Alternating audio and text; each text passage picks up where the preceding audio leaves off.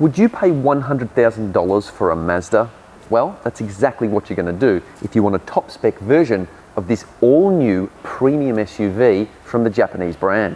The CX-60 is the first of several new high-end SUVs from Mazda, and it's pitched as a genuine rival for the likes of the BMW X3, the Audi Q7 and the Lexus NX. We got our hands on one ahead of the Aussie launch in mid-2023 for this up-close and personal walk-around video. So, let's check it out.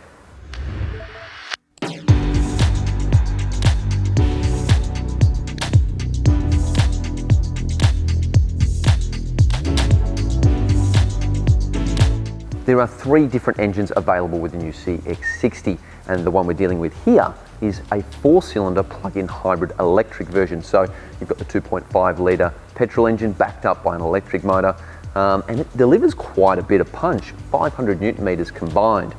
But if you have a look at this 4-cylinder engine doesn't take up a lot of room there.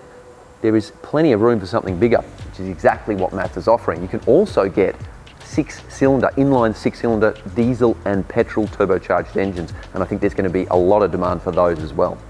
But getting back to this plug-in hybrid, and as well as being very, very fast off the line, it can also be super efficient because it's got a 17.8 kilowatt hour battery in there.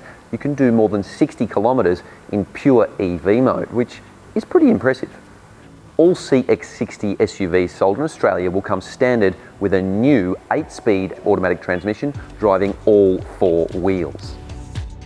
I always thought the CX-60 looked a little bit pinched in photos, especially that front end, but in the metal, this machine grey specimen actually looks quite fetching. It's got a surprising amount of presence. The side profile with its short overhangs looks great, but if you're going to do a luxury SUV, the grille has to be domineering, which this sort of achieves. And I feel like we've moved on from 20-inch wheels on premium SUVs. I reckon 21 or 22 inches are required to really turn heads these days. But look, there's a hint of sportiness to the overall design, and the rear end has a bit of BMW pompousness to it, which I don't mind, and especially these LED brake lights. Things improve dramatically in the cabin, where the sense of luxury is, well, all-encompassing. This is without doubt the finest Mazda cabin we've ever sat in, and some of the smaller touches are pretty special too. It's got a facial recognition camera that detects who's sitting in the car and adjusts the steering wheel, the seat, the air conditioning, all these different parameters to whoever sits in the driver's seat. I like that. Fit and finish is divine. The touchy-feely bits are lovely in a way that Lexus owners will appreciate. By that, I mean the leather quality is really, really good, and all the stitching is pristine. The maple wood grain trim is modern and elegant, and all the little touch points are just really nicely done. This top spec model gets twin 12.3-inch digital screens, and while the central screen looks absolutely lovely, it's not a touchscreen, which in a way I reckon is a failure by Mazda to understand what a lot of customers really want.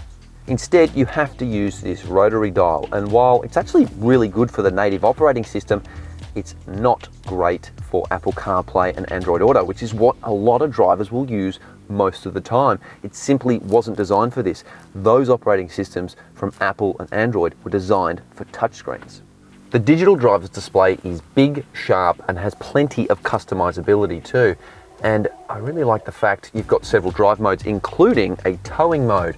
And this PHEV model will tow 2.5 tons, which ain't too shabby. You also get a wireless phone charger, and overall incidental storage isn't too bad. You've got these 2 spring-loaded cup holders here, and a reasonable sized storage cubby under here with twin USB ports. All right, the back seat, and have a look at this. These doors open almost to 90 degrees, which makes entry rather easy.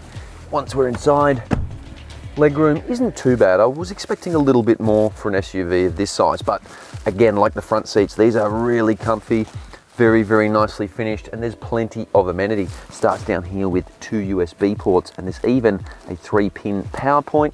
You've got heated seats, you've got vents, reading lights, holy shit handles, and of course, fold out armrest with cup holders. Not too bad.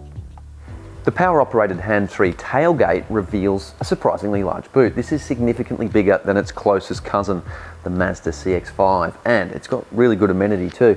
On top of the 12-volt socket, check this out, you've got a 1500-watt 3-pin power point, so you can plug in appliances, all sorts of devices. Adds a lot of functionality there. You've also got a little bit of storage under here, but no spare wheel, instead an inflator kit, 4 tie-down points, and nice, easy access levers to fold down the rear seats. While we weren't allowed to drive the CX-60 on Aussie roads just yet, Mazda engineers have been putting the vehicle through its paces in Australia and will deliver a suspension tune with ride and handling characteristics suited to local conditions, not unlike what Hyundai and Kia have been doing to good effect. There's no doubting Mazda has created an upper echelon for its SUV range, the CX-60 delivering on its promise of a luxury experience. I'm not sure how many Q5 buyers are going to rush out to trade in their German SUV for one of these just yet, but stay tuned for our first drive on Aussie roads in mid-2023.